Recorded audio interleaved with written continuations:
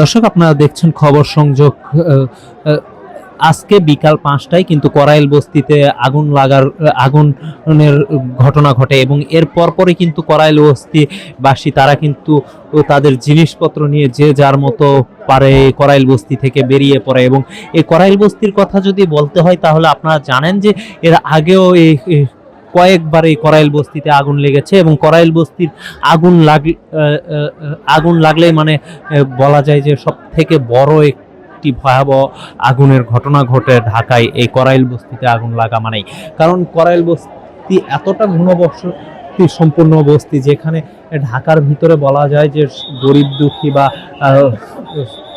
নিম্ন আয়ের মানুষজনদের একমাত্র আবাস স্থল এবং সব থেকে বড় বস্তি বলা হয় এই করাইল বস্তি। এই করাইল বস্তিটি কিন্তু বনানী এবং মহাখালীর মাঝ বরাবর অবস্থিত।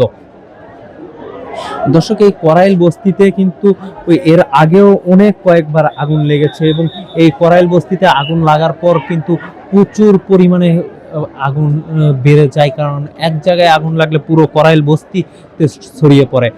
এতটা ঘনবসতি সম্পূর্ণ এই করাইল বস্তি। দর্শক, আপনার সামনে দেখছেন এখনো কিন্তু পূর্ব পাশে কিন্তু আগুনের লেলিহান শিখা দেখা যাচ্ছে, কিন্তু পশ্চিম পাশে কিছুটা হলেও আগুন নিয়ন্ত্রণে এসেছে।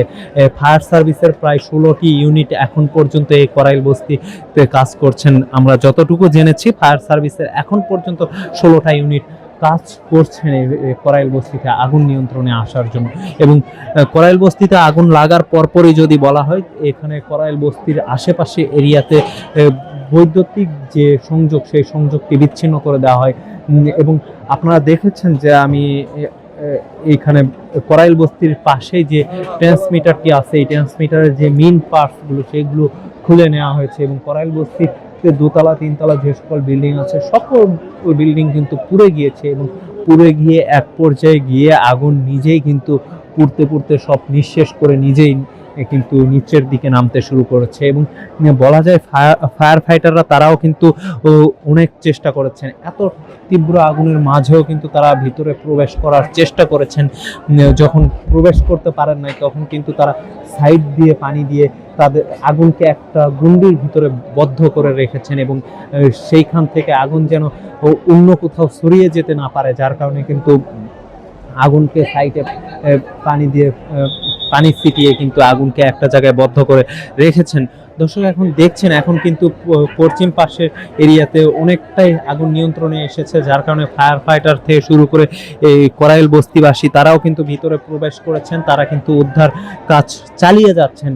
আসলে যতটুকু অবশিষ্ট পাওয়া যায় সেইটুকুই নিয়ে আসার চেষ্টা করছেন বা যে যার বাসা বাড়ি দেখার চেষ্টা করছেন, কতটুকু অবশিষ্ট আছে কতটুকু নিয়ে আসা যায় এই সকল কিছুই কিন্তু তারা কিন্তু নিয়ে আসার চেষ্টা করছেন এবং উদ্ধার কাজ চালিয়ে যাচ্ছেন। দর্শক, আপনাদেরকে যদি একটু উপর থেকে আমি দেখানোর চেষ্টা করি, আপনারা দেখছেন যে এখানে একদম যে মেন গেট সেই মেন গেটের উপর থেকে আপনাদেরকে দেখানোর চেষ্টা করছি। মেন গলি দিয়ে কিন্তু এইখানে প্রবেশ করছেন বস্তিবাসী, প্রবেশ করে তারা কিন্তু এই দিক দিয়ে উদ্ধার কাজ চালিয়ে যাচ্ছেন। দর্শক, আপনারা দেখছেন এখানে কিন্তু বস্তিবাসীরা প্রবেশ করছেন, বস্তিবাসীদের সাথে অন্যান্য যারা রেস্কিউ টিম আছে, রেড ক্রিসেন্ট, বিএনসিসি, সেই সাথে রোভার স্কাউট তারাও কিন্তু এখানে এসেছেন বা অন্যান্য যারা আসলে বাংলাদেশে যে সকল স্বেচ্ছাসেবী সংগঠন আছে তারাও কিন্তু এসেছেন, এসে কিন্তু এখানে উদ্ধার কাজ করে যাচ্ছেন। তারাও কিন্তু বসে নেই এবং সেই সাথে যদি বলা হয় ফায়ার ফাইটাররা তারাও কিন্তু কোথাও এক চুল পরিমাণে বসে নেই, তারা নিরলস ভাবে কাজ করে যাচ্ছেন। এই ভয়াবহ আগুনের তীব্রতার মাঝেও তারা ভিতরে প্রবেশ করে চেষ্টা করেছেন এবং ভিতরে প্রবেশ করে অনেকটাই আগুন নিয়ন্ত্রণে আনার চেষ্টা করেছেন।